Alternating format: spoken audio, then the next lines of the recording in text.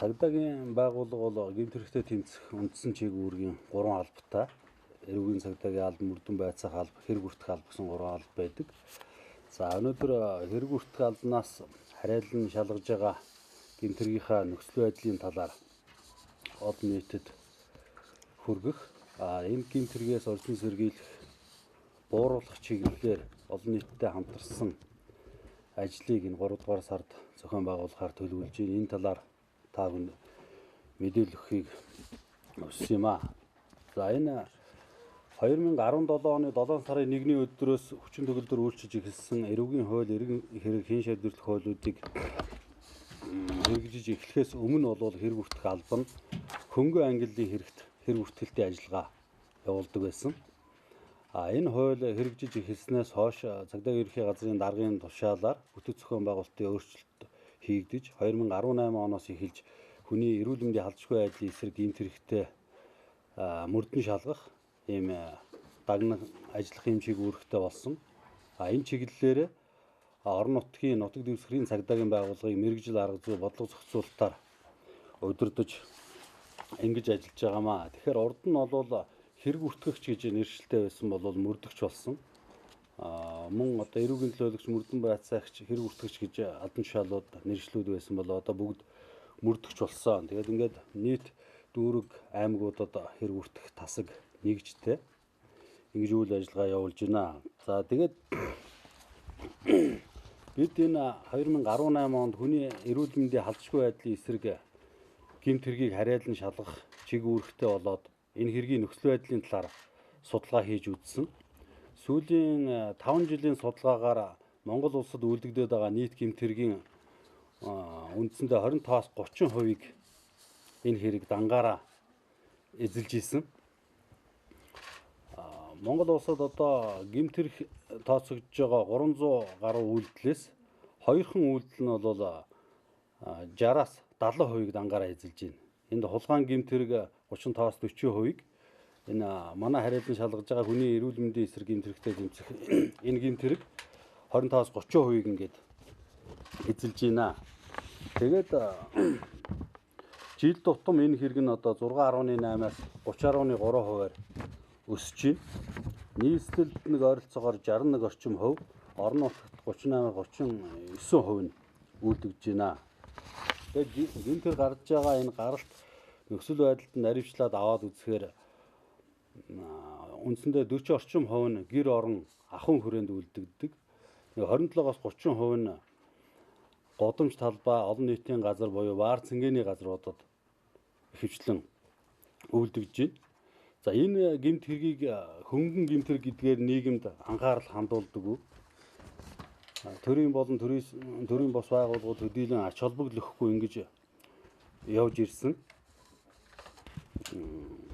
Энэ гэмт хэргийн одоо шалтгаан нөхцөлийг судалсан болон урьдчилан сэргийлэх чиглэлээр гаргасан эрдэмтэн багш судлаачдын одоо гарын авлага энэ төдийлөн байдгүй. Цагдаагийн байгууллагууд бол тодорхой төрлийн гэмт хэрэгтэй тэмцэх дагнсан нэгжүүд бол олноор байдаг. Одоо сүүлд ихэд энэ хар тамхитай тэмцэх газар гэдэг юм уу, кибер гэмт хэрэгтэй тэмцэх хэлцгээд олон нэгжүүд байгуулагдсан. Гэвч одоо нийгэмд энэ хөнгөн хэрэг юм а гэдэг энэ хэрэгт ач холбогдол өгөхгүй анхаарахгүй явсаар байгаа энэ хэргийг бол ийм өндөр хэмжээнд ирсэн байна гэдэг дээр бид нар дүн шинжилгээ хийсэн. Энэ утгаар цагдаагийн төв байгууллагаас 2018 онд хэрэг хүртэх албанд дагнан хариуцуулж ингэж өгсөн юм а. Тэгээ бид нар энэ хэргийг одоо бууруулах ямар боломж байна? Илрүүлэлтийг сайжруулах ямар боломж байна гэдэг дээр нэлээд ажилласан. Тэгээ 2018 оны статистик мэдээлэл дээр аваад үзэх юм бол энэ төрлийн гэмт хэргийн 88.6% нь хөнгөн бусдын биед хөнгөн гэмтэл учруулсан, хөнгөн хохирол учруулсан ийм хэрэг байж байгаа. Тэгээ энэ хэрэг нь бол ихэнхдээ санаанд оромгүй одоо гэмтийн уур бухимдал, одоо төрхөн зуурын одоо бухимдлаа бариагүй архитан согтуурснаас болоод одоо нэгнийхээ эрүүл мэндэд хохирол учруулцдаг, өөрөө гэмт хэрэгтэн болцдог. Ийм байж байгаамаа. Тэгээд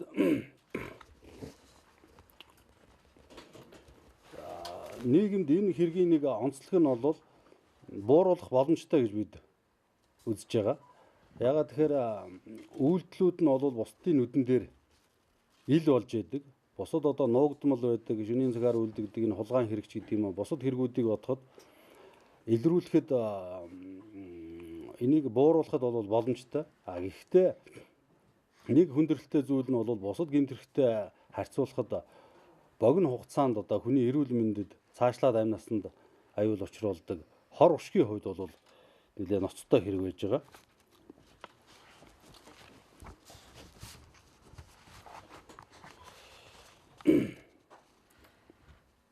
За тэгээд энэ хуулинд заасан ямар төрлүүд байна вэ гэхээр хүний эрүүл мэндэд хөнгөн хохирол учруулах, санаатай болон болгоомжгүйгээр хүн тохирол учруулах гэсэн ийм төрлүүдтэй байж байгаа.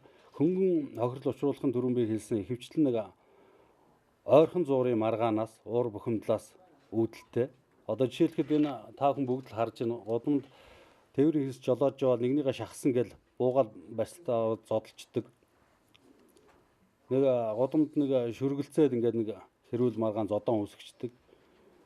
Энэ байдлыг бид нар нийгэмд одоо нөхцөл байдлын танилцуулаад ингээд ярих юм бол бас хүмүүсийн ухамсарт тодорхой хэмжээнд нөлөөлөл үзүүлэх юм бол энэ хэргийг бууруулах боломж олцоо байна гэж ингэж хараад байгаа юм. За хүнд хохирол учруулах нь бол ихэвчлэн согтуугаар үлдэгдэж байна.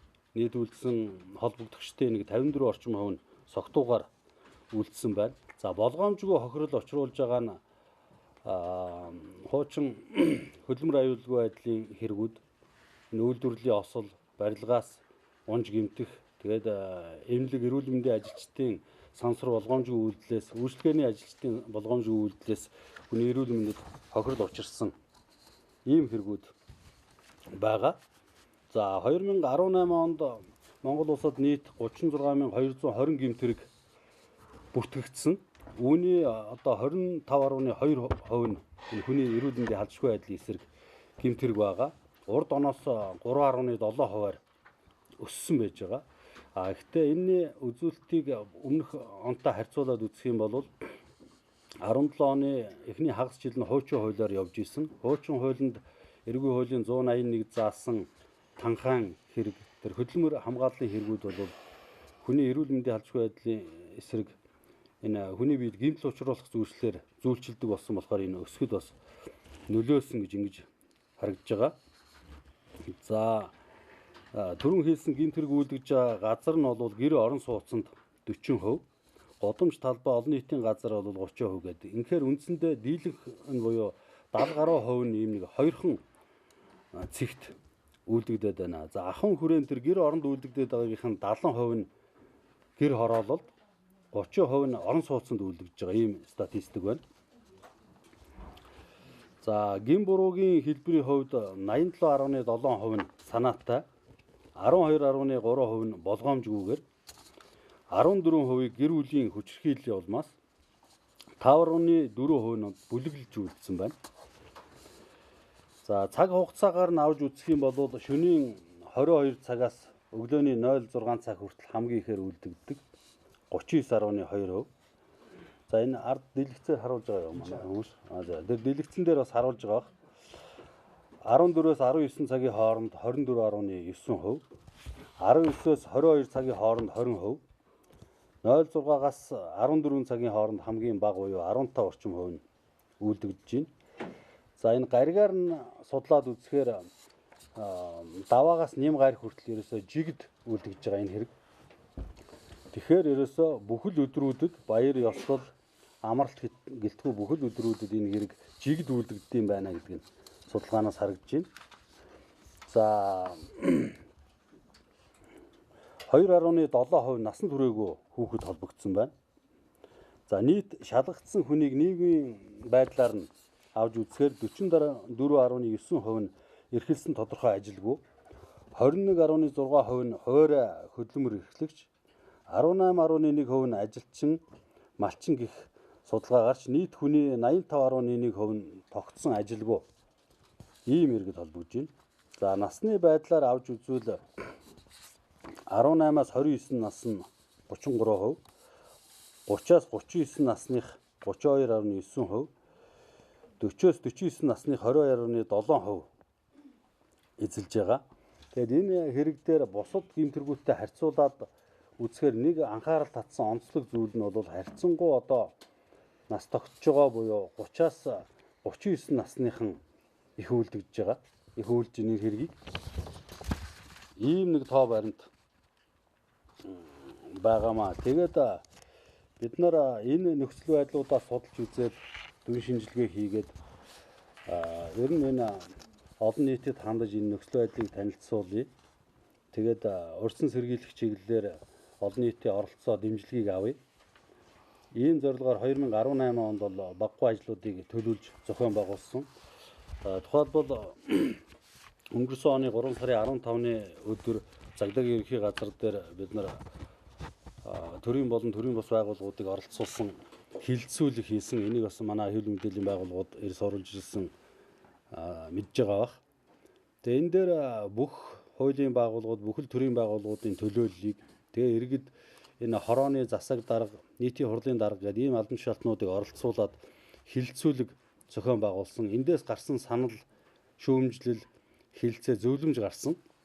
Энэ зөвлөмж дээр бол бас нэлээд их анхаармаар ач холбогдол зүйлүүд яригдсан юм аа. Тэгээ энэ одоо юу гэсэн бэ гэхээр энэ Монгол улсад үйлдвэж байгаа нийт гэмт хэргийн ингээд дангаараа 30-аад хувийг эзэлж байгаа энэ том гэмт хэрэг байж ах чинь энэ дээр одоо засгийн газараас үндэсний хөтөлбөр гаргаж энэ дээр анхаарал хандуулахгүй бол болохгүй болсон юм байна. Энэ хүмүүсийн энэ хууль дүрм мөрддөггүй энэ өөрийнхөө одоо хүчээр асуудлыг шийдгсэн энэ нийгмийн хандж байгаа энэ байдал дээр нь одоо ганц цагдаагийн байгууллага биш. Бүхэл байгууллагууд оролцож энэ хүмүүсийн сэтгэлгээ энд өөрчлөлт хийх тал дээр ажиллахгүй бол болохгүй юм байна гэсэн энийг зүйлийг ярьсан. За хоёрдугаар бас нэг олон хүний санал давхардаж гарч ирсэн санал бол ерөнхий боловсролын сургууль дээр сэтгэл зүйчийн оронтойг бий болгоё. Бага насны ихээр энэ гэмт хэрэгт хохирогч болж байна. Мөн холбогдож байна. Бусдын уруу татлага ятгаланд орж байна. Одоо хар тамхи гэдэг юм уу энэ кибер сошиал гэмт хэргийг хохирогч болох гэх олон зүйлүүд байж байна. Тэгэхээр энэ сэтгэл зүйчийн оронтой болгож энэ сэтгэл зүйч нь бол хүүхдүүдтэй ажилдаг, эрт илрүүлдэг. Тэгээ хууль хяналтын бусад байгууллагуудтай хамтарч ажилладаг, урьдчилан сэргийлдэг ийм ажил хийхгүй бол болохгүй байна гэдэг ийм саналуудыг гаргасан. Энийг бол засгийн газарт энэ зөвлөмжийг хөргүүлье гэж энэ төрийн болон төрийн бус байгууллагаас шийдвэрлсэн. За мөн одоо Монгол улсын гэмт хэрэгээс урьдчилан сэргийлэх зөвлөл ажлын албанд одоо хэд хэдэн ажлуудыг зохион байгуулах. Энэ хэлэлцүүлгийг бол бид нар энэ ажлын албатай хамтар зохион байгуулсан юм байна. Тэгээ энэ дээр согтууруулах ундаагаар үйлчилж байгаа энэ баар цэнгэний газруудын энэ цагийг эргэж харъя. Одоо шөнийн 4 цаг хүртэл ажилуулдаг болсноор гэмтрийн гаралт маш ихссэн. Тэгээд үүнийг дагсан одоо олон төрлийн гэмтрэг үйлдэгдэж байна. Тэгэд үүнийг одоо энэ шийдвэр гаргаж байгаа хүмүүс нь болохоор залуучуудын чөлөөт цагийг зөв болсон өнгөрүүлэх гэж ингэж яриад ах юм аа. Тэгэхээр энэ одоо үнэхээр энэ дээр судалгаа хийж олон нийтийн зүгээс үнэхээр энэ юунд нөлөөлж чадж байгаа мó юу? Цагийн зөв болсон өнгөрүүлж чадж байгаа мó үгүй юм уу? Энд чинь эсрэгээрээ одоо гэмт хэрэг гарах нөхцөлийг бүрдүүлээд байгаа юм шүү. Энэ цаган дээр нь эргэж хараач. Энэ худалдаалах цэгүүдийг цөөрүүлэх тал дээр ажиллаач. Энэ тусгай зөвшөөрөл дээр нь энэ шалгуур үзүүлэлт юмнуудыг гаргаж ирж энэ дээр нь хяналт тавиач гэсэн ийм саналыг орцогчд гаргаж ирсэн. За мөн нийслэлийн удирдлагуудад яг энэ саналыг хөргүүлэхээр ингэж шийдвэрлсэн. Тэгээд хууль сахиулах сургуульд гэхэд одоо энэ нийгэмд үйлдвэж байгаа гэмт хэргийн энэ том хувийг эзэлж байгаа хэргийн чиглэлээр судалгаа хийсэн ийм эрдэмтэн судлаач нар алгаа. Тийм болохоор одоо сүүлийн үеийн энэ судлаачдыг энэ сэдв рүү анхааруулж өгөөч. Нийгэмд одоо энэ том асуудал болчиход байгаа юм байна гэдгийг үүнийг бас хөндөж тавьсан байж байгаа. За тэгээд бүх шатны дүүрэг орон нутгийн иргэдийн хурлын дарга буюу гэмт хэрэгээс урьдчилан сэргийлэх салбар зөвлөлийн дарга нарт энэ хууль сахиулахад торгуу шийтгэлээр орж ирж байгаа орлогын 40%-ийг гэмт хэрэгээс урьдчилан сэргийлэх ажил зарцуулна гэсэн хуулийн заалт байдаг. Энэ хуулийн заалт бас хэрэгжилт муутай байгаа даа. Энэ хуулийг хэрэгжүүлж энэ хөрөнгө мөнгийг цагдаагийн байгууллагад олгож энэ өрсөн сэргийлэх ажилд нь оруулж өгөөч гэсэн ийм санал гаргасан. Үүнээр бас нэг яригдсан зүйл нь бол энэ хилцүүлгийг яг нутаг дэвсгэр бүрд нь ярья.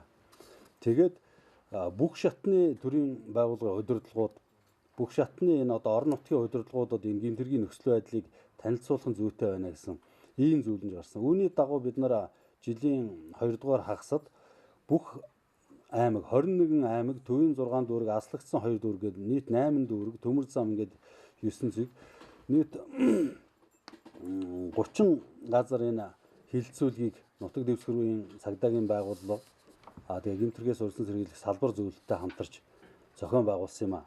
Тэгээ энэ дээр бол маш их үр дүнтэй болсон. Бид нар энэ гэмтэргийн нөхцөл байдлыг тухайн дүүргийн, тухайн аймгийн бүх шатны удирдлагуудад тэгээ төрийн байгууллагаас гадна иргэд аж ахуй нэгжийн төлөөллүүдэд танилцуулсан. Тэгээ би энэ төвд зохион байгуулагдсан 6 дүүргийн 5-ыг нь хилцүүлэхэд өөрөө биечилж оролцсон. Энэ оролцоод энэ хилцүүлгийн явцыг сонсож байхад жишээлбэл зарим хорооны дарганаар босоод хэлж ирсэн. За үнэхээр энэ гэмтэрэг бол бид анхаарахгүй бол болохоо байцсан. Нөхцөл байдал нь бол хүндэрсэн юм байна. Дэлгэцэн дээр аль хороон дээр үйлдэгдэж байгаа, аль хорооны ямар объектууд дээр үйлдэгдэж байгаа юм бэ гэдгийг бол тодорхой харуулж өгсөн тэр хүмүүс. Тэгээ миний хариуцсан хорон дээр ингэж үйлдэгдээд байгаа маань. Энэ дээр энэ баарл гэхэд ихэнх нь үйлдүүлчихэд байгаа маань энэ хэрэг. Тэгээ бид нар бол энэ нөгөө хэлэхэд энэ орсон зэргийг хуулиа мэдэхгүй байна. Бидэрт одоо энэ хилцүүлгийг хийж ингэ зааж зөвлөж байгаад бол маш их баяртай байна. Ингээ хамтарч ажиллаа гэсэн ийм шинэлэг санаанууд гарсан.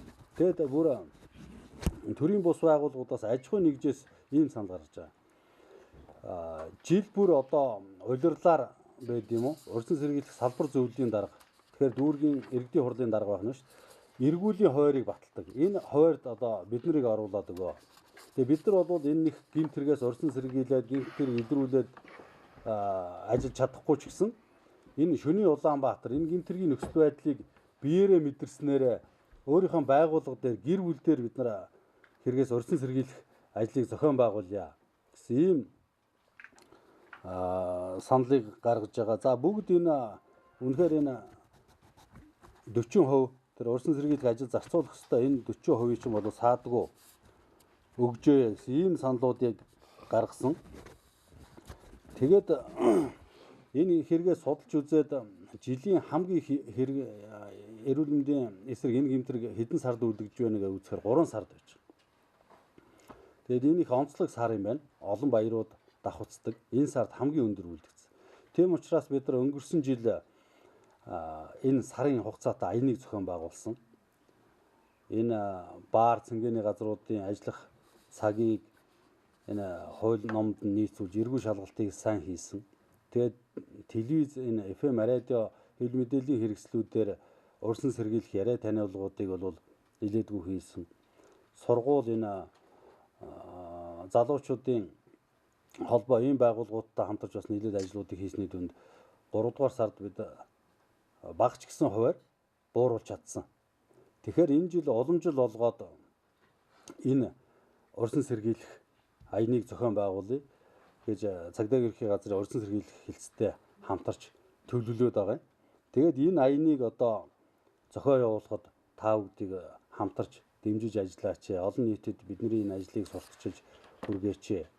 Жишээлхэд миний саяын дурддагсан тоо баримтууд байж байна. Анхаарал татмаар тэр баар цэнгэний газрууд шөнийн 4 цаг хүртэл ажиллаад байгаа нь одоо ямар ач холбогдолтой. Энэ чиглэлээр та бүхэн бас нэвтрүүлэг бэлтгэж тодорхой сурвалжлага хийж энэ гэмтэргийн статистик тоог энэ олон нийтэд хүргээд энэ цагийг одоо наашлуулах байдаг юм уу. Тэгэд нийгэмд одоо энэ бусад тэр хариуцсан төрийн бус байгууллагуудтай хамтраад энэ нас тогтсон улсууд яагаад ингэж их гэмтэрэг үлддэг юм бэ? Тэр шөнийн 4 цаг хүртэл бааранд арх уучаад очоод гэр бүлийн хүчирхийлэл үлддэг. Тэгэл энэ шөнийн цагаар гэр бүлийн хүчирхийллүүд хамгийн их байна.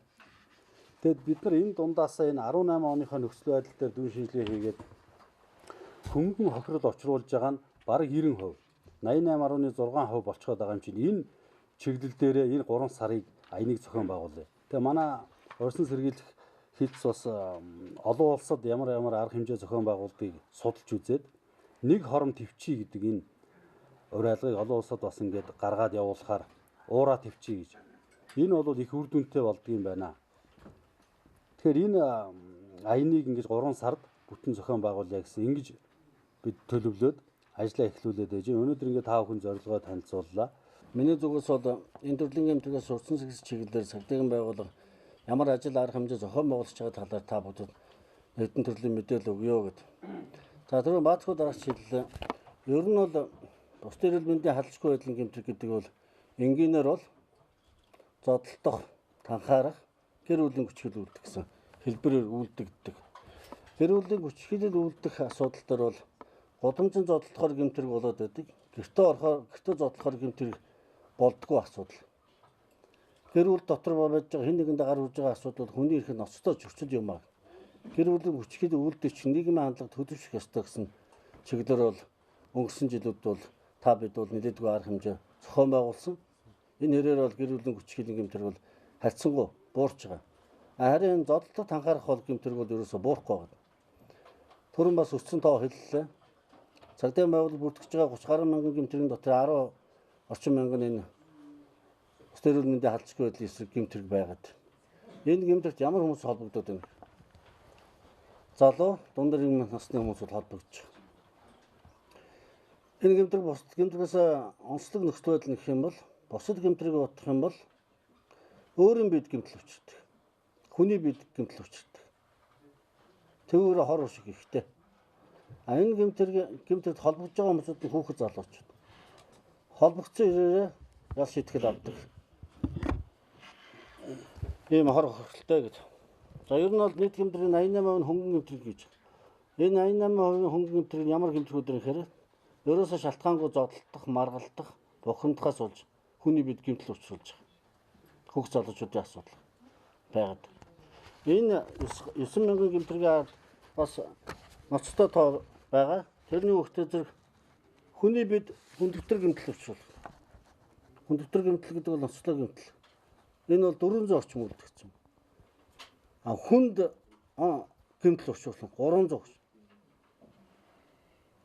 Энэ хоёрын нийлбэр нь 700 гэж байна. Ийм хэмжээний хохирол учруулад энэ хэмжээгээр нэг булчимгүй омглон заамд хөргөн уураас болж ямар нэг сонзонгийн сэтэлтэхгүй архитын согтууч маргалцсны улмаас гэмтрэгт холбогдох нөхцөл байдал их байна. Ийм учраас бид нэр түрүү жилийн мөн өдөр зохион байгуулж исэн хуулийн хэрэгжил арга хэмжээ.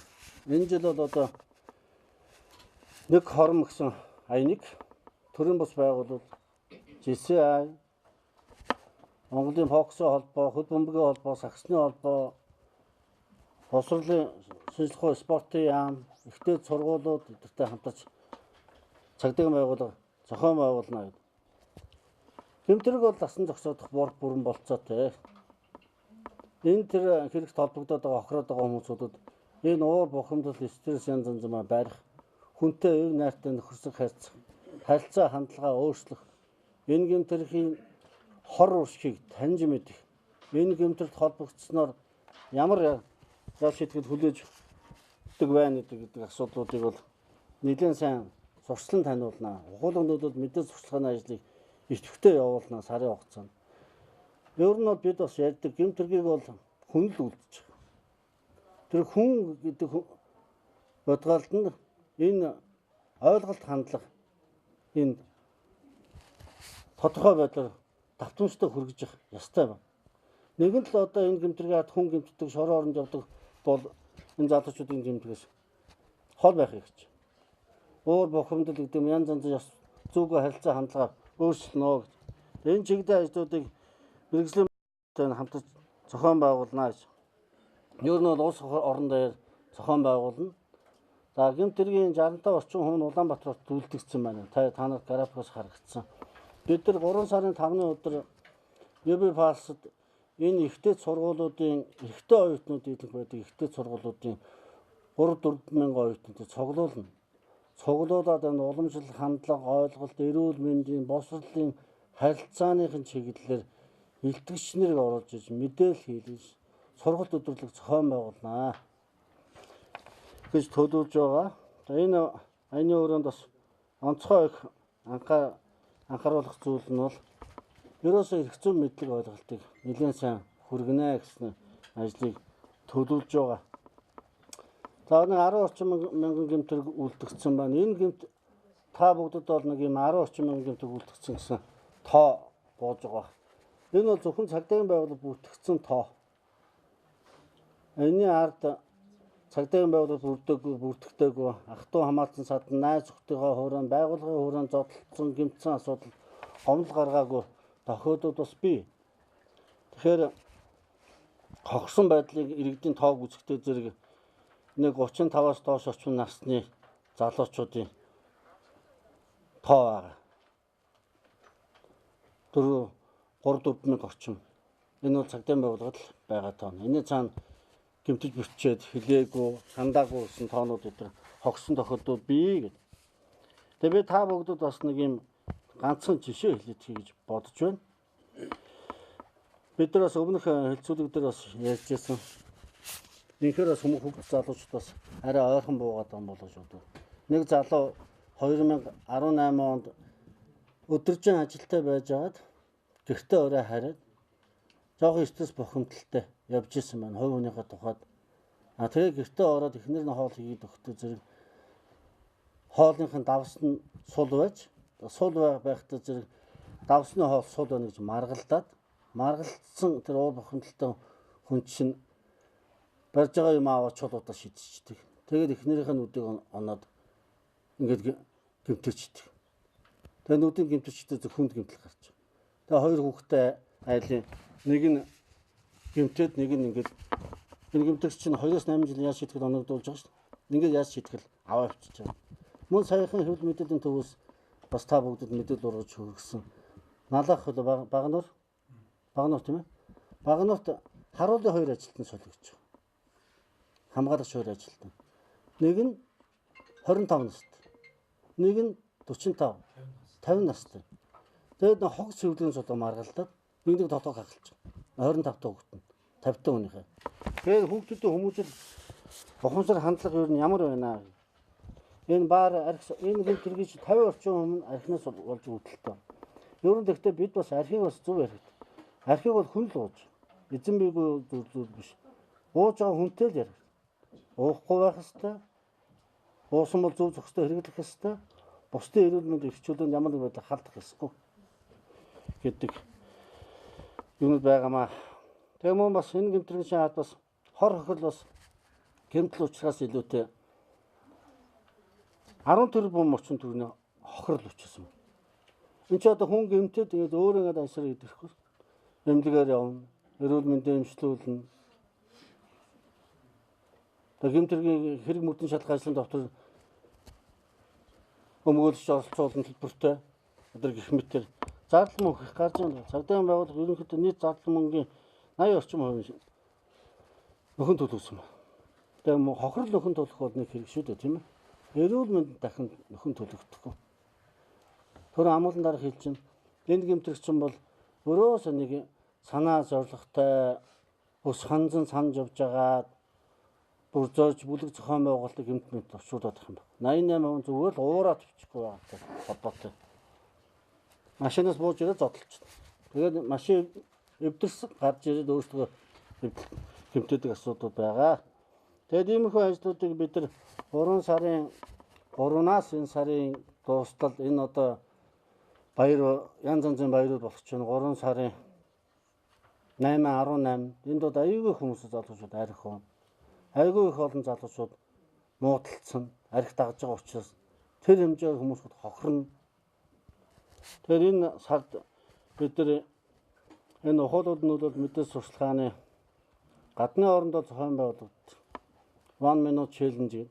Манайд бас зохион байгуулалтууд нэг хормон ураа төвчих аян зохион байгуулалт нь энд хэвлэл мэдээллийн байгууллага та бүхэн итүү санаачтай оролцоод залуучуудаа ингээд уурал бухимдахаа уушлаараа сочууд яасан юм бэ? Уушлаараа гэсэн ганц л өгвөл энэ олон юмны тойрж гарна. нэгэн цохилч нь хоёр айлын амьдралыг сөөрүүлнэ. Ухаалаг залуусаа ухаантай бол амьдрал аварнаа гэсэн мэдээллүүдийг бол залуучууд ойлгох хэрэгтэй байна. Ер нь бол зүгээр нэг 40-50 гарцсан амьдрал янз янзын үдцэн хүмүүсүүд өдөр бол яг худамжинд архиугаа зодтолдоод би нэг гэмтээгээд л өсөж хараагаад тахна гайгүй. Энэ хүүхд залуучууд бол та бүгд нь бас нэлээд сайн бас энэ төрлийн мэдээлэл хүрэхэд анхаарал хандуулж өгөөч гэж хичээнгэл өсөж байгаамаа. Хөнгөн хохирол очруулсан тохиолдолд торгуулийн ял шийтгэж байгаа албадан хөдөлмөр эрхлэх одоо зорчих эрхийг хязгаарлах гэж хүн тохирол учруулсан тохиолдолд түрүүн Арслан дарга хэллээ 2-8 жилийн хорих ялалтай ийм шинэ хуулиар ийм зохицуулттай байж байгаа. Тэгэд энэ дээр бас нэмээд хэлцэхэд бид нар өнгөрсөн жилийн бас нэг үр дүнтэй зохион явуулсан ажил бол одоо ингээ баарн дээр жишээлхэд гэмт хэрэг гараад байдаг. Очоод мөрдөн шалах ажиллагаа явуулдаг нотлоход маш хүндрэлүүд гарч идэг. Нотлох баримт байдгүй, камер нь ажилдгүй, гэрэлтүүлэг байхгүй, гаднааш дотороош харанхуй нөхцөлд ингээл нэг божигнаан болоод өнгөрчдөг. Тэгээд 4-5 улаан нийлээд нэг хүний зодчдөг. Гэтэл одоо тэр хүний тархинд ч гэдэм одоо хүнд гэмтэл үүсчдэг. Хэн тухайн гэмтлийг учруулсан нотлогддог. Ингээд нотлох баримт бэхжүүлэхэд их хүндрэлтэй байдаг. Тийм учраас бид нар энэ хилцүүлэг дээр бүх энэ томоохон хэрэг гардаг энэ баар үйлчлэгээний газруудын эздийг, удирдлагуудыг урьж авчирж оролцуулсан. Энэ дээр би нээлтэн дээр нэг л үг хэлсэн. Цагдаагийн байгууллага бол та бүхний энэ бизнес үйл ажиллагааг хаах гэсэн ийм дарамтлах гэсэн ямар нэг юм бодлого бариаггүй. Та бүхэнтэй хамтарч ажиллая. Та нар энэ үйл ажиллагаагаа хуулийнхын хүрээнд явуул. Нэгдүгээрт одоо энэ гэрэлтүүлэг, энэ камержуулт юм яг тэр хуулийн заасан стандарт дүрмийнхэн дагуу хийчих. Хоёрдугаар танаа энэ үйлчлэгээний ажилчид хуулиа барихгүй байна. Тэр үйлчлэгч чинь хэтэрхий согтцсон энэ хүнд согтруулах хундагаар үйлчлэхээс байхгүй. Гэтэл одоо нэмж орлогоо бодож, нэмж арх өгсөөр байгаа бүр ухаанг болтол нь согтоочж байна.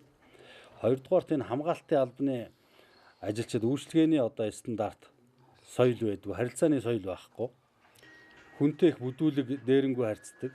Тэгээд нөгөө арх ууцсан халтсан залуучуудтай чинь өдөж хоргоод зодон үүсгдэг. Үнээсээ болоод өөрсдөө ч эрүүл мэндээр хохирдог, өөрсдөө ч гэмт хэрэгтэн болдог. Ийм байна. Тэгэхээр та нар одоо энэ цагдаагийн байгууллагатай хамтраад энэ хамгаалагч нартаа энэ хуулийн хүрээнд сургалт аваач. Тэр үйлчлэгч нараа ямар хэмжээнд үйлчлэдэг. Одоо энэ хандлага өөрчлөх цаг болж байна. Хэтэрхий энэ орлогын хойноос хөөцөлдөг энийгээ болооч гэдэг ийм асуудлуудыг ярьсан.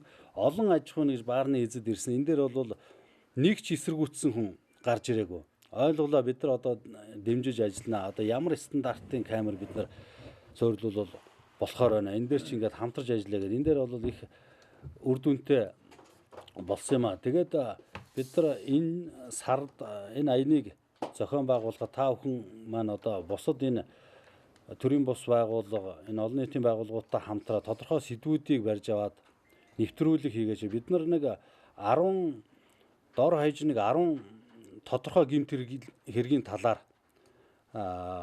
нэг богино хэмжээний кино одоо урьдчилан сэргийлэх тийм шторх хий гэж байгаа. Телевизийн хэвлэл мэдээллийн байгууллагатай хамтраа. Тэгээд энэ телевизээр явуулна. Энийг бас хүмүүс үзээд нэгийг бодоосоо тий. Ялахгүй юмнаас нэрэл одоо монголчуудын нэг нийтлэг хандлага хүчээр ерөөс хууль мөрддөггүй, хүчээр асуудлыг шийдэх гэдэг.